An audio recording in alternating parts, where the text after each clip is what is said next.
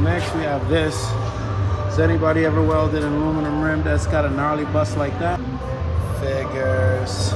Look at the rest of this thing. I mean, it's all chewed up. Oh my goodness, look at that. You see that? Tell the customer to buy the rim. Their answer was they don't want to. Okay, it's your money. Let's go.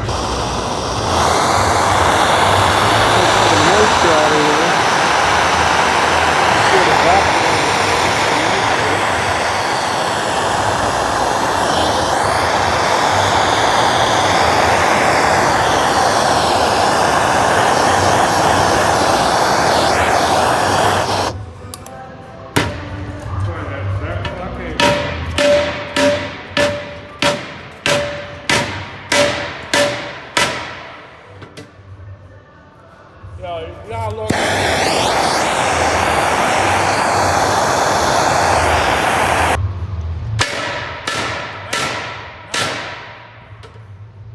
That doesn't make sense.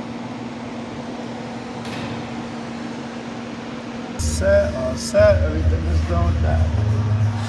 Good.